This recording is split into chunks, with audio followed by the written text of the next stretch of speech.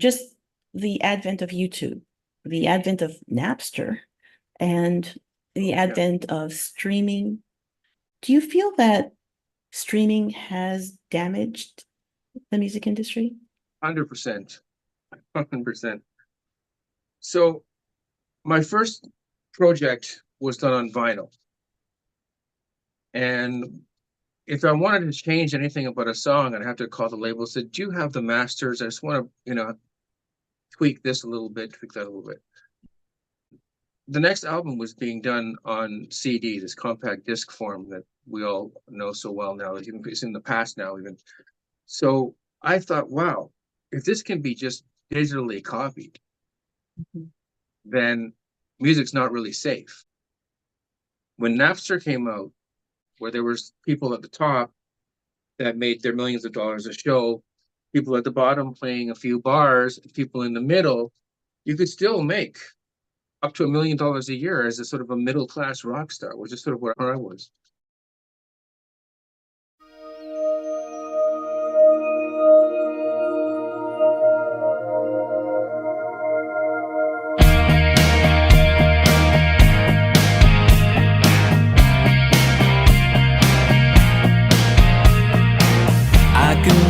I complain, I can tear out my hair at the sound of your name. I could say love was blind, my sweet lily white innocence treated unkind. But no, I've got more power than that. I made it happen, I chose to get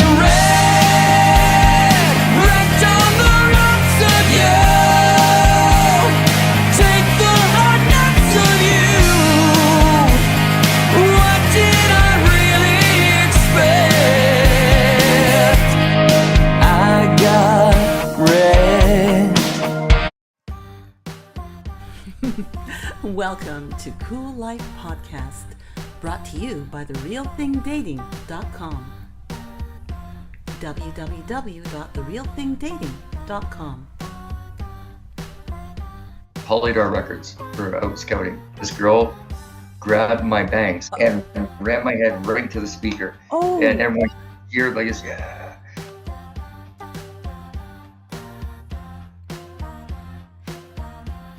When we shot the scene in Good Will Hunting, I didn't know who most of these people were at the time. I mean, they weren't stars. It was Gus Van Sant that directed it.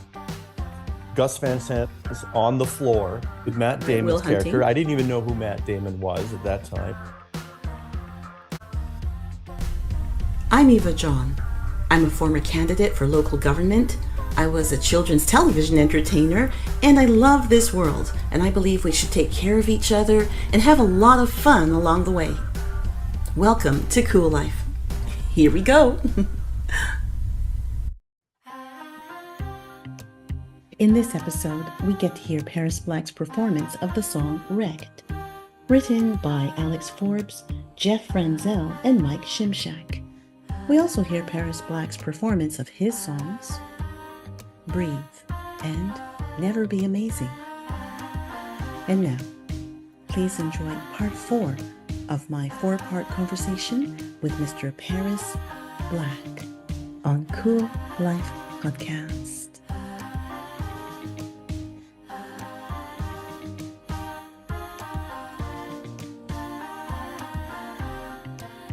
Cool Life Podcast. I'm Eva John, continuing our conversation with Mr. Paris Black. Paris, can you please tell me your website? That's ParisBlackOfficial.com. For Canadian musicians, for Canadian artists and musicians, success often means living and working in the United States. What was it like for you as a young musician when you had that opportunity to live and work in the United States? Well, the United States has its advantages. And the one thing about that is that Americans are by nature risk takers. Right.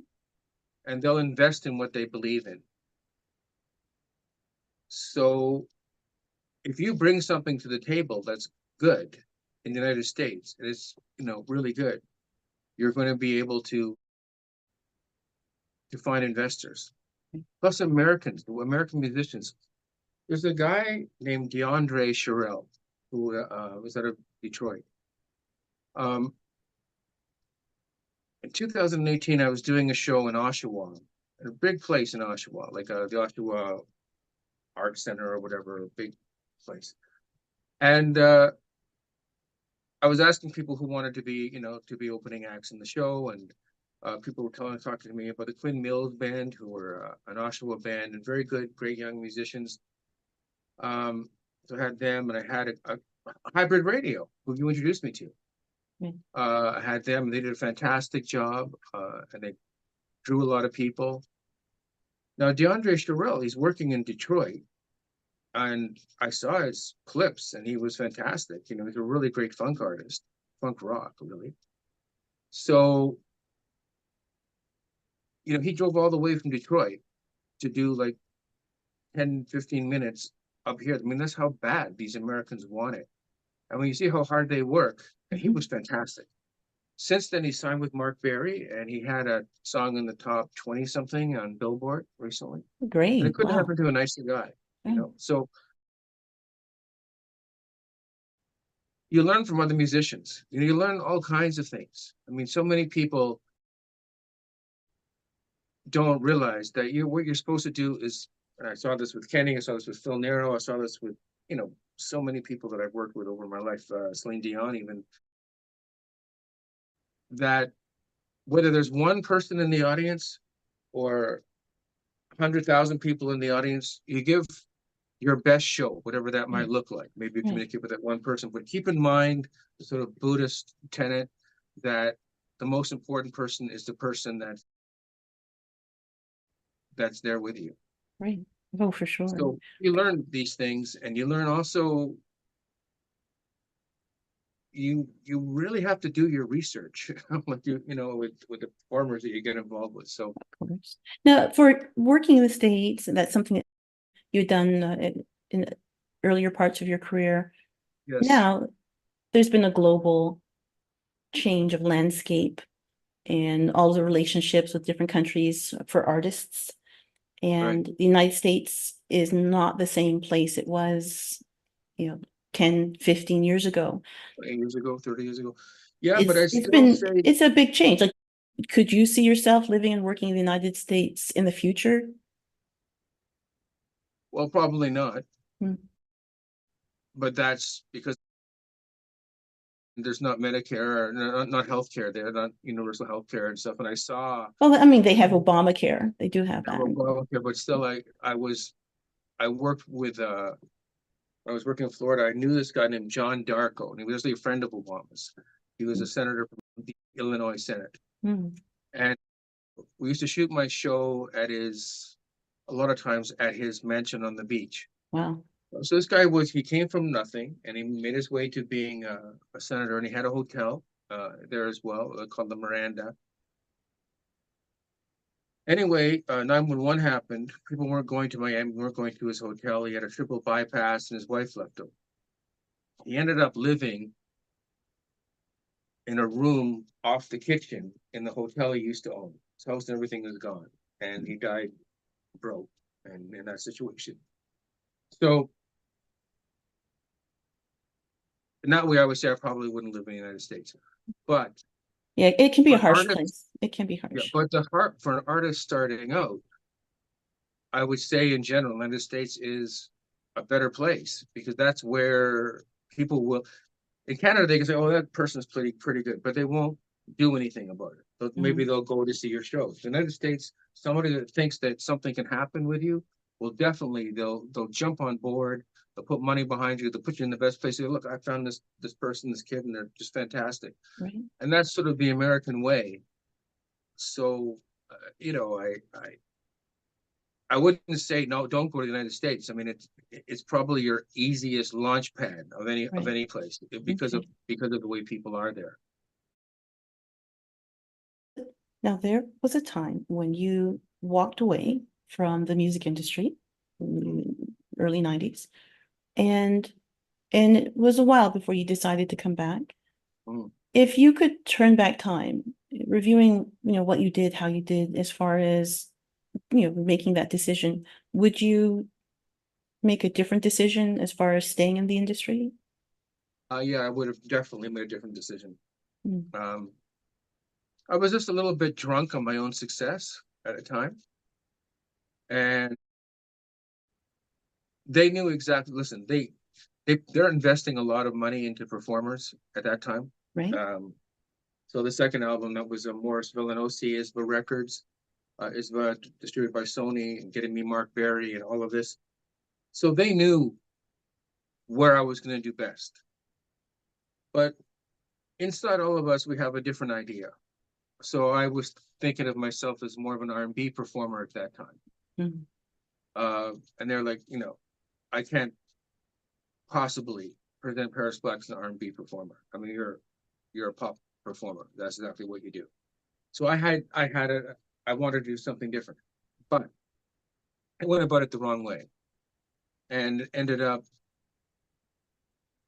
not finishing on the best of terms with the label. So that was a mistake, because what I should have done is just worked with the label a little more, and we would have worked at a compromise record, probably something in between pop and something between R&B. The next record might have been heavy metal, whatever I was really into, but I handled it the wrong way. So yeah, I made a mistake with that. Well, I mean, I don't know if I believe in the word mistake personally. And, it's interesting to know that looking back on it, you can possibly see a different way of handling that decision, and knowing it is a rare and special thing, succeeding in entertainment, succeeding especially in the music industry. And it's so special, what you achieved. And now you have a view of the music industry a lot of people don't have, right? A lot of people guess at it, they hope and they dream. But you have worked at the highest level in the music industry, thank God, because your dreams came true and it made a difference in your life and many other people's lives. But you're also really a learned and wise man about the industry and the inner workings and all the changes we've seen. Just the advent of YouTube, the advent of Napster, and the advent of streaming. Can you tell me, do you feel that streaming has damaged the music industry? 100%. 100%. So my first project was done on vinyl. And if I wanted to change anything about a song, I'd have to call the label and say, do you have the masters? I just want to, tweak this a little bit, tweak that a little bit. So then the next album was being done on CD, this compact disc form that we all know so well now. It's in the past now even. So I thought, wow, if this can be just digitally copied, then music's not really safe. And this was a long time ago. This is a very long time ago. So I realized that there was a slippery slope that we kind of hit there. And there was a certain amount of thievery going on, from CDs to like tapes, like, those just tapes that were digital tapes. Right. And back to, making more CDs or whatever. But when Napster came out, you just saw the industry dying, where there was a middle class rock star or pop star, where there was people at the top that made their millions of dollars a show, people at the bottom playing a few bars, people in the middle. You could still make up to $1 million a year as a sort of a middle class rock star, which is sort of where I was. Now that's all gone. There's still the Taylor Swifts in the world. There's still the Weekends in the world that will, make this huge amount of money. But then that whole middle class, that whole sort of touring shows of pop or rock or funk or whatever, where people are paying still to see them and buy all the merchandise and do all of that, where now people can just steal it from the internet. or download it for free from Spotify for, 1/1000th of a cent or whatever. Yeah, so things have changed a lot. And yeah, I mean, there's no way to say that they did. And now, better or worse, we'll see what the long run brings.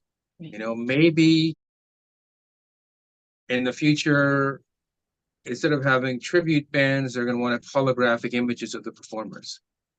And maybe that'll be something else that'll impact the business. I'm not sure how that's going to go, but just thinking out loud, there's ways it could get worse, and there's ways it could get better. I mean, Right. we don't know what's going to come.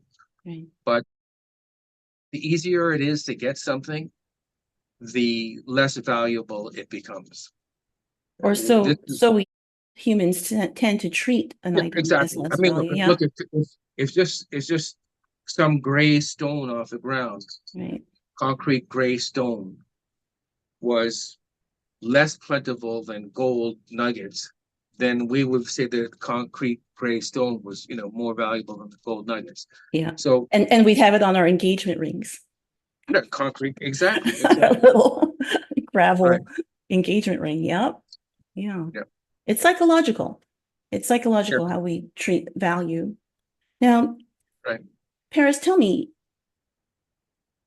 is there one single thing that if you could right now change in the music industry that you would change? What would that be? Well, that's a really good question. I have to think about that for a second.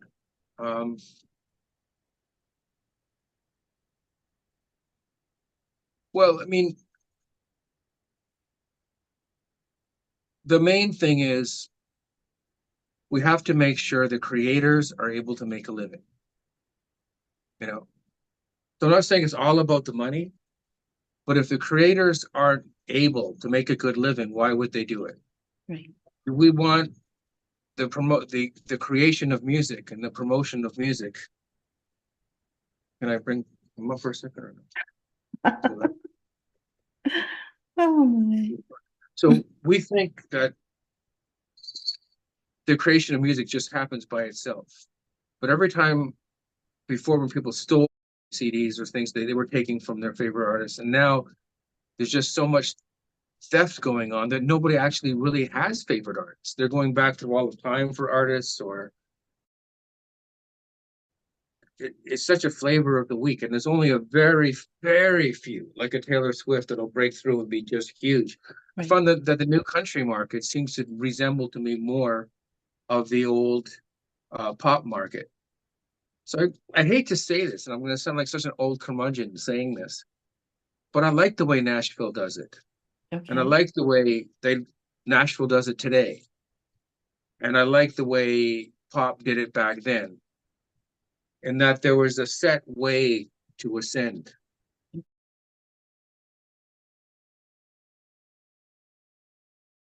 That's all. I just like to see the artists making more money. And I'd also,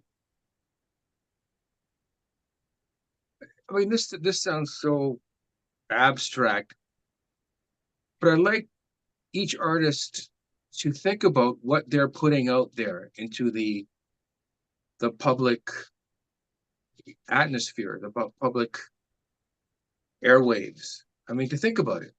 Do you want to influence people to be this way? Do you want to be, if you want to be successful, why do you want to be successful? You want to be successful to make money only? Okay, that's legitimate reason. Do you want to be, but you can do a lot of things to do that. You can be a banker, you can be, a real estate salesman, you can do whatever to do that. True. But if you're being an artist, why not put your energies into making the world a better place? And think about what goes into your lyrics. Do you want to really do lyrics about underage girls getting picked up in clubs? Do you really want to do lyrics about doing violence to somebody else? Do you really want to do lyrics that are super aggressive in some way? Like, why For not? some people, that's the reality. If they're writing about, the harsh environment that they live in. I find I have to disagree. I find that people that come from difficult environments often are singing about, they're doing the most positive music. You know, they're talking about getting rich, you know, and having a successful life, or, you know, being successful. Whereas people I find that do a lot of the more negative music, they grew up in mansions, you know, they're sleeping on silk sheets, and Fast they're car, going right? crazy. They're Right. going crazy about Tracy, how, what was her name? Tracy, who did Fast Car? And everyone Tracy thought, Chapman. right, Tracy Chapman. And it's like, yeah, but she grew up in a privileged home. And she's talking about trying to scrape through life, getting away from her alcoholic father, and trying to get away with her boyfriend, but he becomes a drinker too. And she's working as a checkout girl. But no, she ain't. Yeah, so because what happens is a lot of people aggrandize poverty and aggrandize sadness and aggrandize poor life choices because it's Right. easier. It's easier just to get drunk. It's easier just to get loaded. It's just easier just to take drugs. It's easier to say, F it, and I'm going to do this then. Mm, But that's not the way to success. right. So, I mean, there's a lot of things I'd like to change, but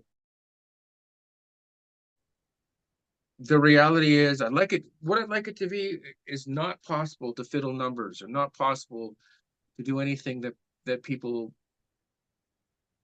sort of, they do fake success with, you know? Right.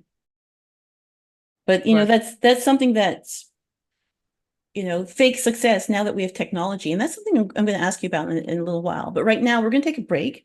Please send your comments to us here at Cool Life by emailing info@coollifeworld.com. That's INFO, info@COOLIFE world.com.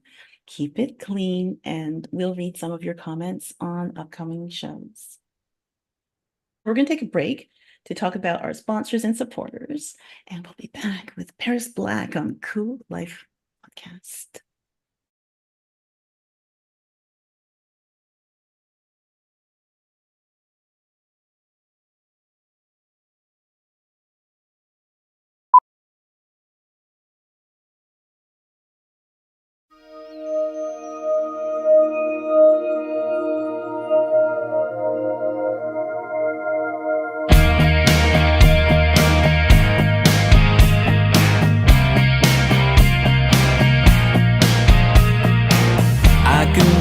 I complain, I can tear out my hair at the sound of your name.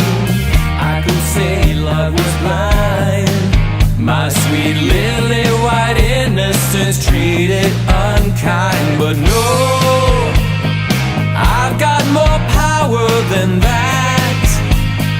I made it happen, I chose to get wrecked on the rocks of you. Take the hard knocks of you.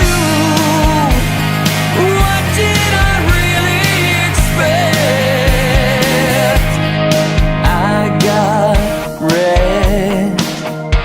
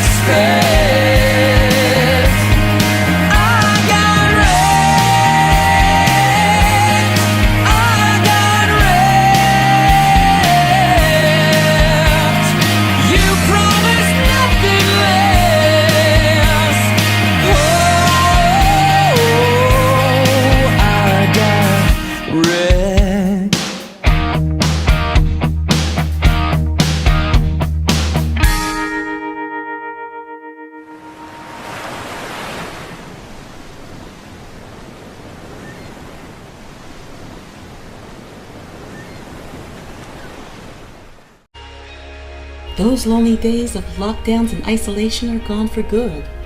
Go to www.therealthingdating.com. That's www.therealthingdating.com. It's time to share. Share your time, share your life, share your love. www.therealthingdating.com. Join for free. Upgrade at any time, starting at just $5.99 a month. www.therealthingdating.com. Because it's time. You're listening to the Cool Life Podcast. We'll be back in 3, 2, 1.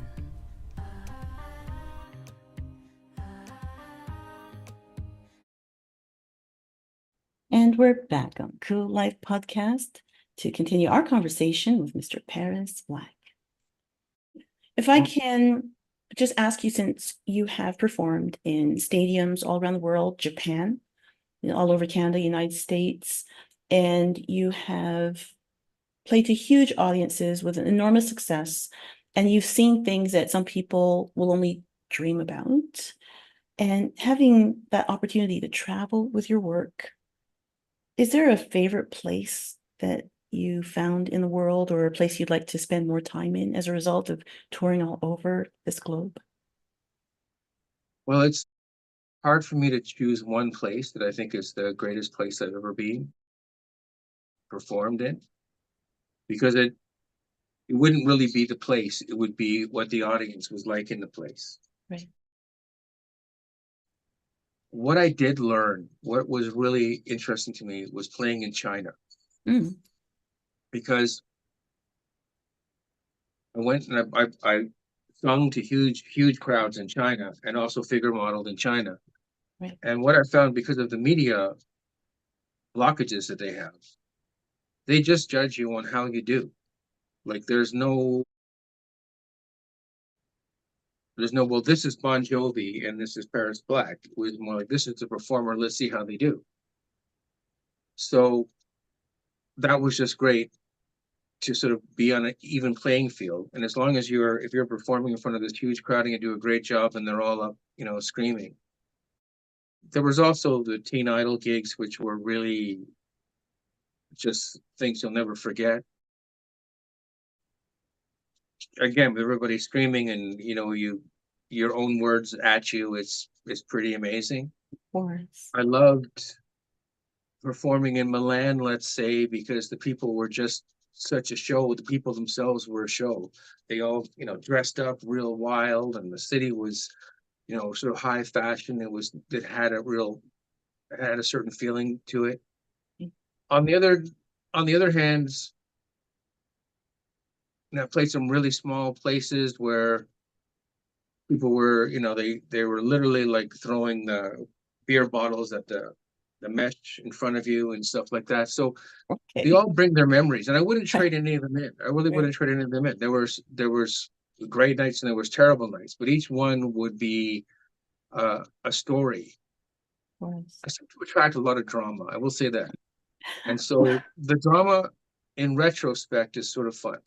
Well, I think that you ignite a lot of emotions in people, and you do things people wish they would do. How many men wish they could just go out in front of everyone, take the shirt off, and not just because it's a hot summer day, but because they're that rock and roll, right? And so, like, you do it for us.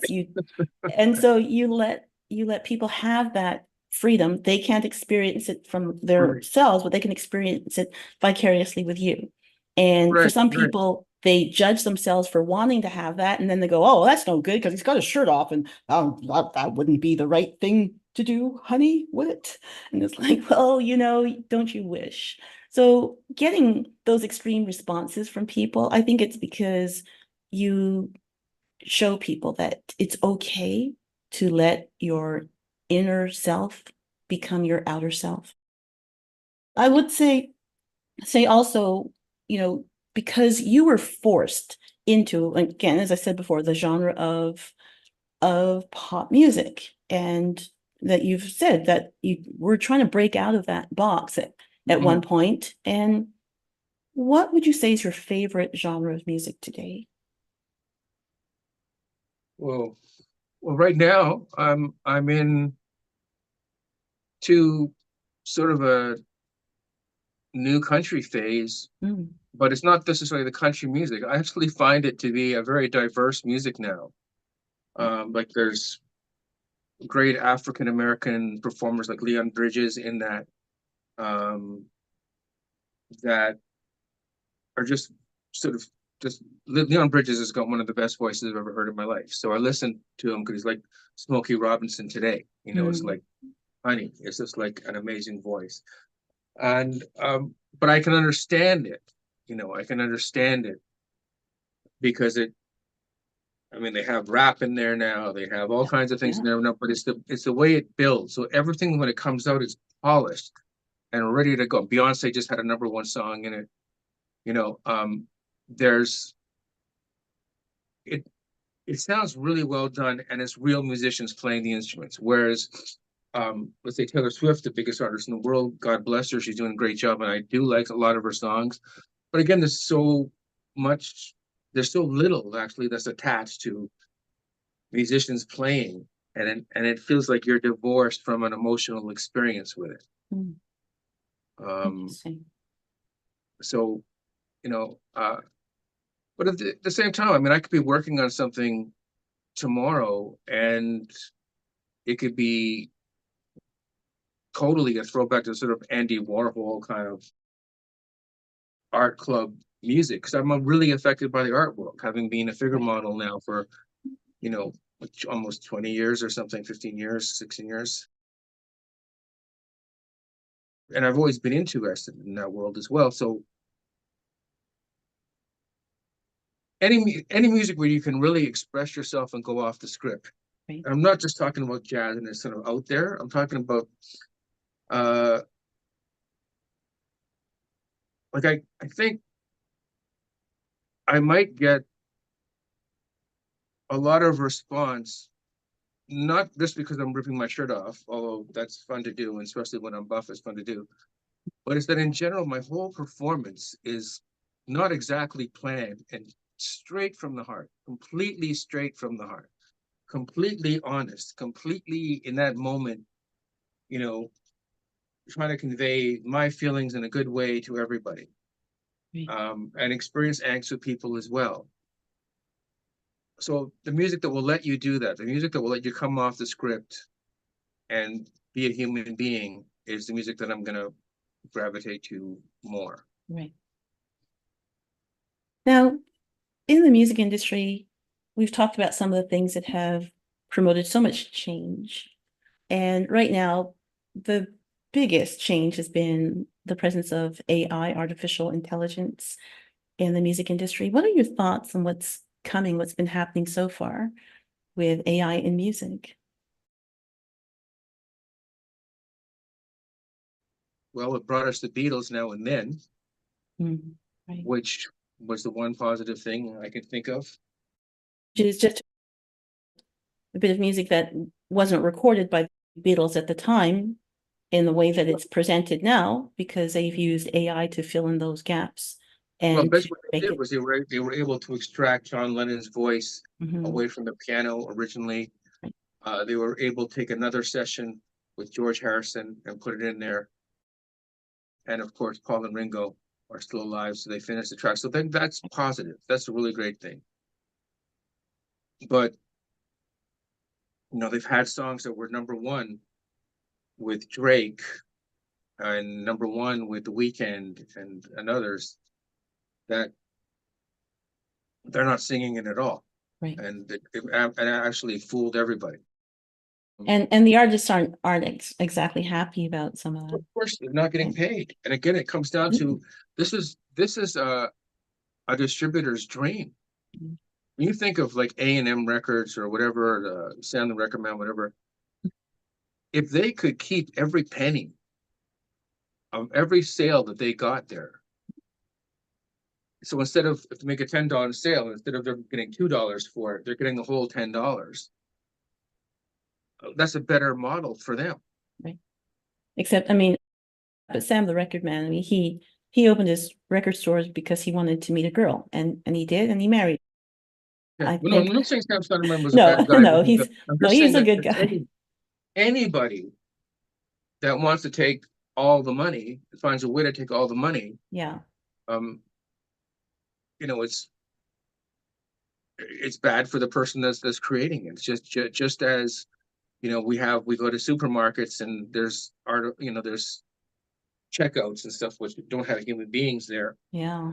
I mean, this is bad for the employee, you know, when we go to the subways and there's not human beings there. So Well, it's not just bad for the employees. There's a kind of an ableist undertone there, that everybody can reach and scan and handle and manage these things, which is not taking into considerations that people have other abilities, or the fact that there are a lot of people who are functionally illiterate, who cannot necessarily. I'm not good with anything on the computer at all. So, you know, for me, just saying, oh, put, you know, the labels that put your songs up to the Sony portal on Spotify, I'm like, and well, the if I did do assumption. that, why That's would the I assumption. why would I want to be doing it? Why would I want to be giving away my music for like 1 cent? Like I don't understand some of these things. And I see it with artists, you know, the people that do animation, you know, they're getting wiped out. New things will happen. New things will happen. I don't want to be all doom and gloom. New things will happen from AI. Yeah. And I don't know And what AI with visual arts is very, very different for musicians, because right off the bat, there's very good images and animations that can be made without the interaction of a new human work, right? And that's different because, again, AI cannot create. AI can only recreate. It has to be fed information and give its bizarre mix-up of those many different ingredients, and sometimes it gets it wrong. Again, well, that's true. It's a whole lot easier to say, write me a song about a guy with a broken heart and you know, pickup truck and a dog, and it just does it, than writing that song without human experience and without any emotion. But you can still add little things to it and flesh it out, but you're still creating, you're still cutting down people's work. You're still cutting down the anytime a machine's doing something that somebody can do, that isn't a good thing to me. Oh, of course. And the thing about it is that I can't believe at this point, I know they're saying, okay, well, we haven't really seen how far this is going, but we can see how far it's going. I think we need people to say no, to say, don't go down this road. And it just seems like no one's saying no. I totally agree. No, that's the thing. Taylor Swift took her music off Spotify for a while. Right. You know, and that's a big thing. When somebody that's as big a star as that takes their music off of it, that's a big thing. It's a big statement. Yes. I think it will take care of itself. The reason is, and it's already happening, where people put up all on Facebook or other social medias, I've got a gig this Friday, be sure to come. Now, you get 100 invitations like that, so people just ignore them completely. I've got a new album out, you know, you can download it. People just ignore it. There's just too much information, too much stuff flying at everybody. So I think it's going to go back to, here is my new product, maybe on vinyl, and please play it. Right. Or playing at clubs, being good enough to be playing at clubs that are already full, so that the club is getting you there to entertain people that are there.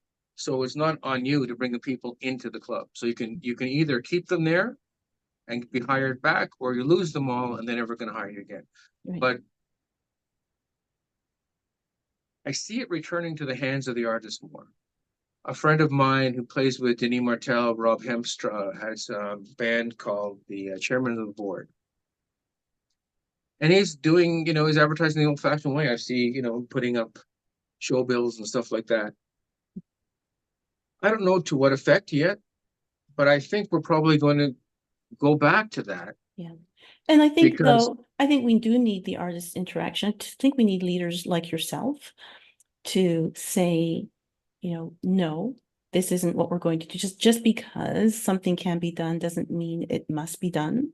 And, there are developments, in health or in medicine, and they're finding different ways to, use synthetic parts to help to replace parts of a person's heart, things like that. Great. Fantastic. Great. And these Mhm. new vaccines that they can make, maybe it'll cure cancer. There's so many things that are fantastic about AI. But Where it falls apart is just in reproducing live music, reproducing images and stuff like that. So it seems to hit the arts harder than other things. of course. But And all with the permission does of have people who are not creative. Creative people recognize that this is an abomination and that Right. this is not the way forward, and that there is something. Personally, I find AI a little bit gross in that it doesn't know what things to gather together. So you give it the information, it doesn't have the human experience and understanding to say these things go together in a certain order and not in a random way that AI does. And I think we're always going to need the human element of the human experience. And I think that this is a time for that word that you brought up before, gatekeepers. Thank you. Yes, I agree with you. This is a time. There's a time for gatekeepers, and this is why I still believe, as many people, I've got close friends that are constantly slagging the labels and the big labels. No, they're gatekeepers. We need gatekeepers.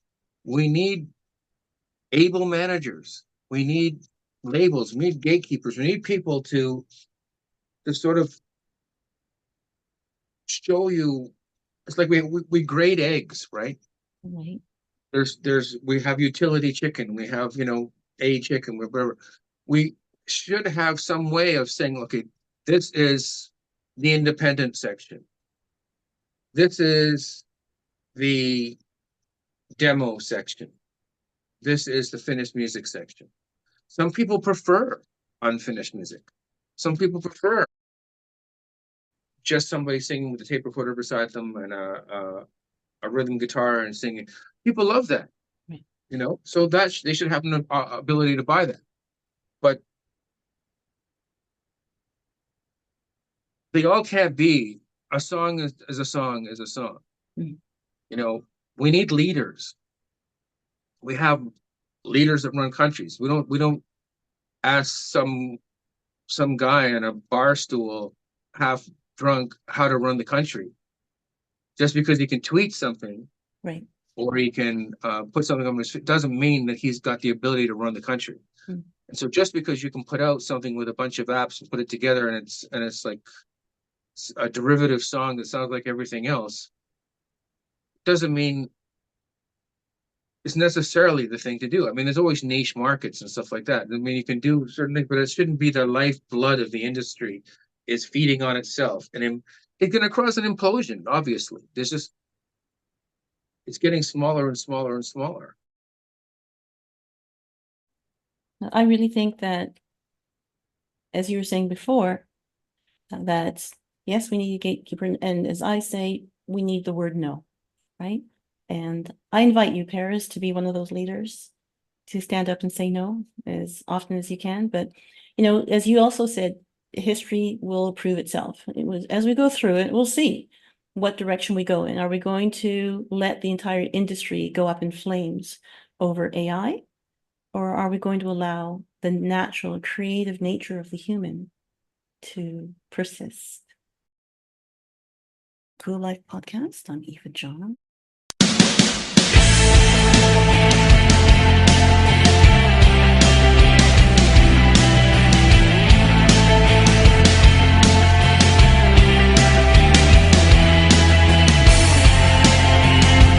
There's a rain that covers all the streets tonight.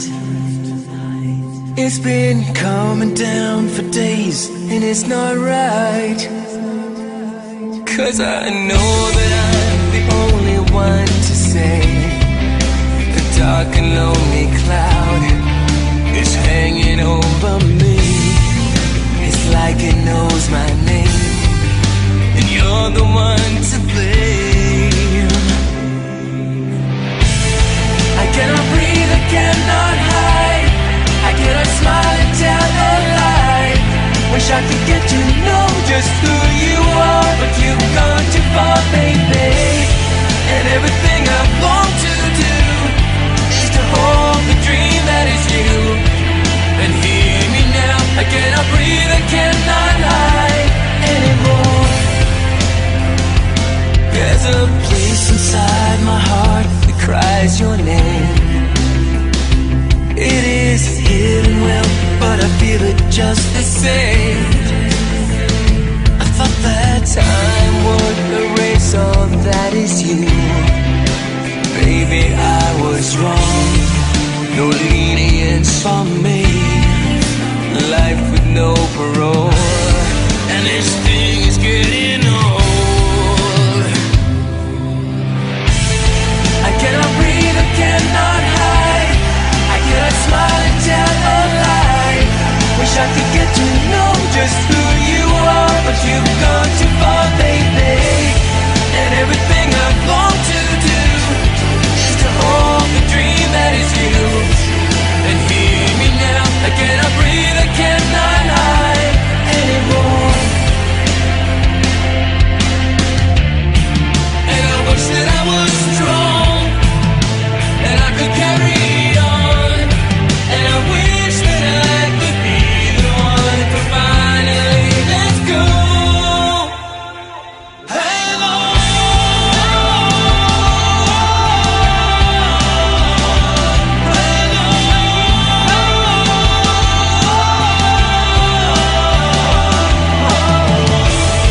And everything I want to do is to hold the dream that is you.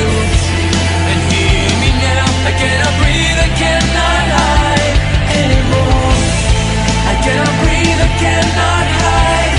I cannot smile and tell a lie. Wish I could get to know just who you are, but you've gone too far, baby. And everything I've longed to do is to hold the dream that is you. And hear me now, I cannot breathe, I cannot hide anymore. I cannot breathe, I cannot hide. I cannot smile and tell a lie. Wish I could get to know just who you are, but you've gone too far, baby. And everything I've longed to do is to hold the dream that is you. And hear me now, I cannot breathe.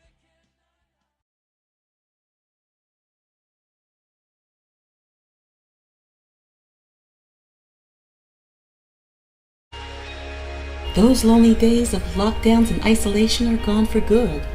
Go to www.therealthingdating.com.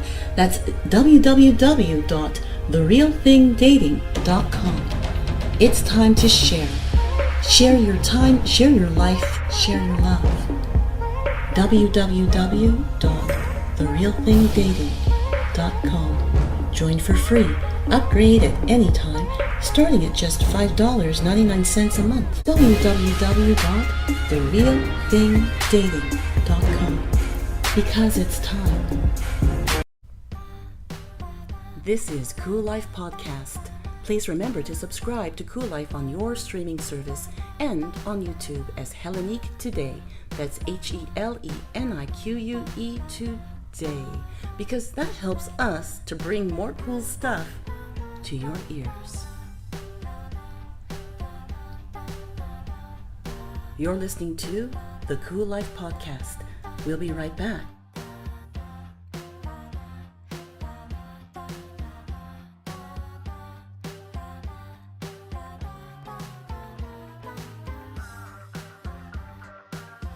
And we're back on Cool Life Podcast. I'm Eva John with our guest, Paris Black.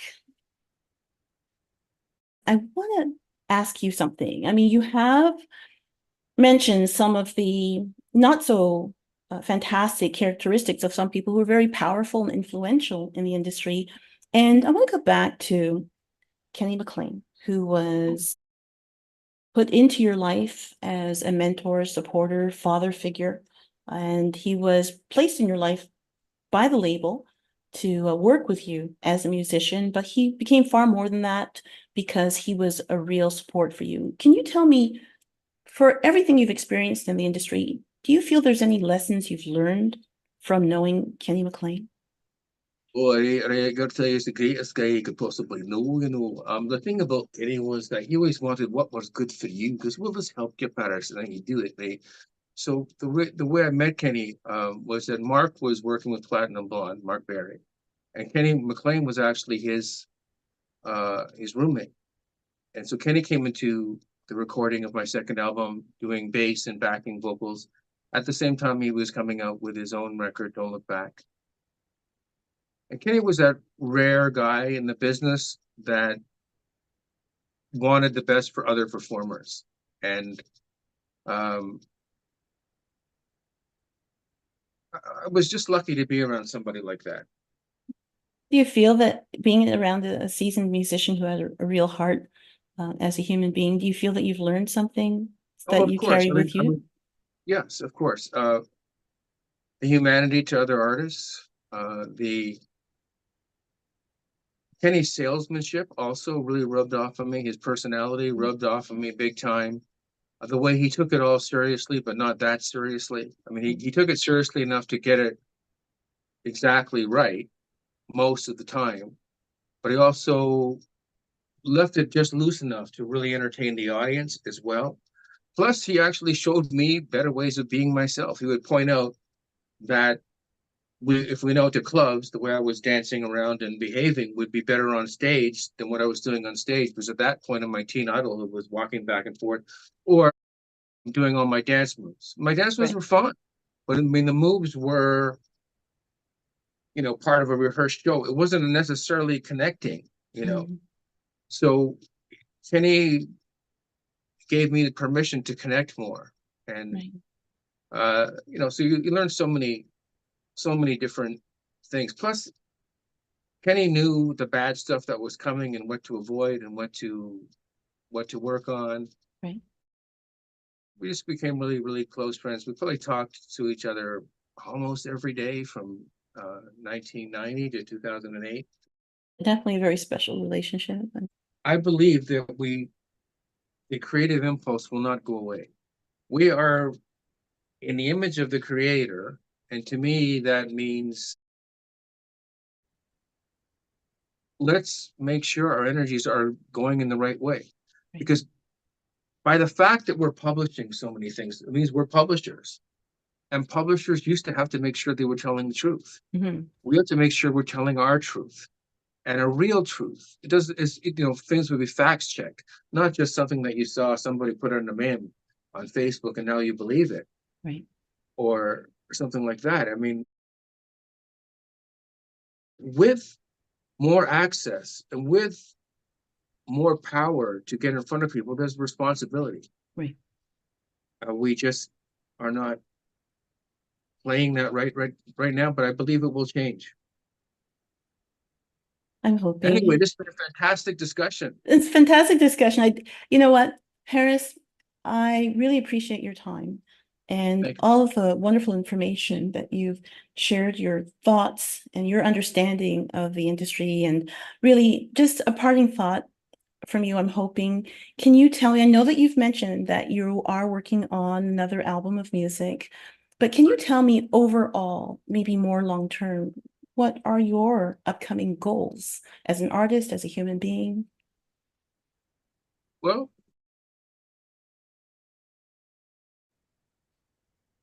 as an artist, I would like the upcoming album to be successful. And as an artist and a human being, I want to do the art of living well, which means spending time with my animals, which means spending time with being healthy myself. As far as what the industry can do or why I'm so still interested in it is because the product that will be coming out soon, Profound and Profane, has work that I did with Kenny on it, has work what I did with Denis Martel on it, has work that I did with Phil Nero on it. Now Phil and Kenny are gone. They were two of the closest people to me, and you know, I think you facilitated me working with Phil. Yeah, I got to speak to absolutely. with Phil a few Yeah, times yeah, over some yeah, work for you guys. Yeah. So and another guy I worked with, Hank Van Hal, and other people that I worked with in Norway, Helena Summers. So this is the work of a lot of people. And once I've left my original label, once I decided I was going to do different kinds of music, I was on a journey, let's say from 1991, on a journey until now, to put out in the biggest way possible what I really meant, which is what this album is. Mhm. But the caveat is that I was involved in all the songwriting in my early stuff. So I find as an artist, you tend to write the same song over and over again, thousands of times. I mean, if unconditional love is important to you, you're going to write about unconditional love. If the creator is important to you in your work, you're going to write about that. If heartbreak happens, you're going to write about that. And it's always good to share and to let people empathize. And so I wouldn't say any of it's being wrong, any of it's being wasted. It's just a journey, and it documents my journey. When my musical journey is over, maybe it will never end. Maybe because already, of course, I've got like 1 million songs in my head, which I've still got to completely finish. Right. Like a song called Dedication, which is a great new country song, and a song called Blue, which is, you know, a really great sad little relationship song. There's the last one with Phil Nero, two with Phil Nero, one that will be definitely coming out called Brando Without Monroe, was originally called Brando Without Garbo, and I changed it after Brando Without Monroe and Meeting This Way.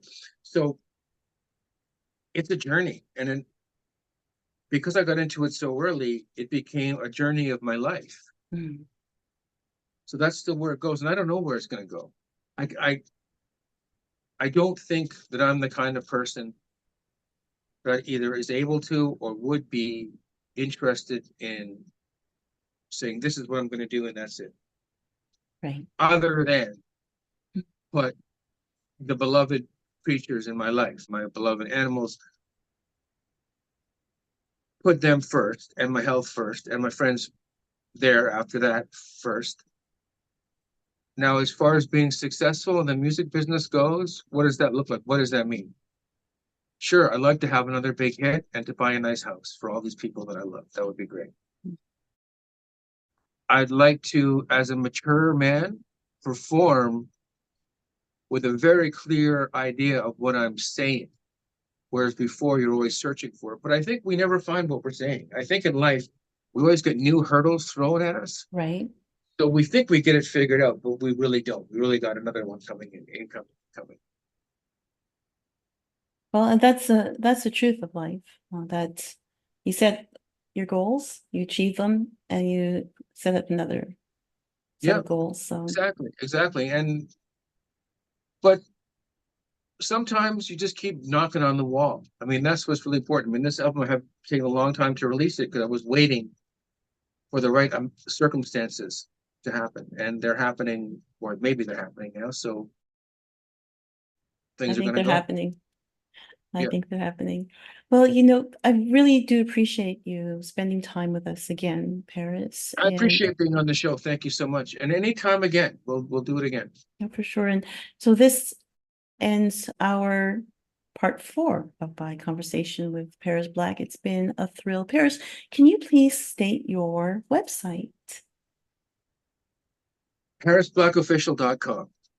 Thank you. And for now, I want to thank you for staying with us to the end of this conversation. I'm Eva John for Cool Life Podcast. Bye.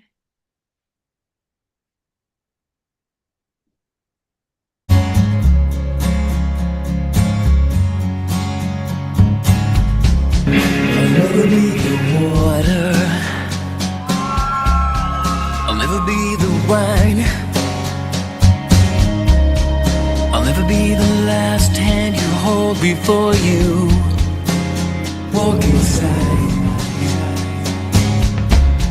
I'll never have the last dance, and I'll never have the first. I'll never even get to tell you, baby, how good you look.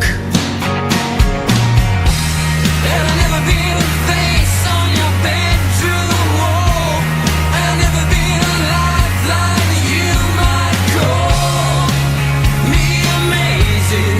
You might say I'm amazing, baby. You say that I'm amazing too.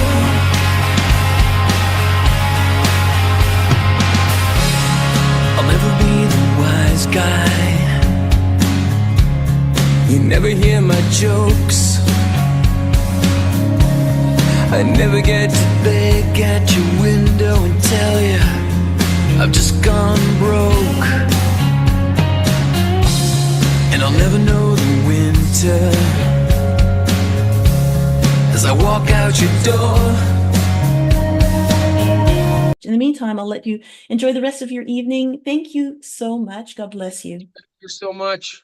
Thank you. Bye for now, You're Paris. the best. Bye-bye. You are the best. Oh, no, you are the best. You. Hey, it's you. We're the best. Okay. Bye-bye. Bye. And that was our show. Thank you for listening to the very end. Please remember to subscribe through your streaming service to get more access to our guest interviews. Also, please subscribe on YouTube to help support our podcast. Until next time, I'm Eva John for Cool Life Podcast. Thank you for turning me on.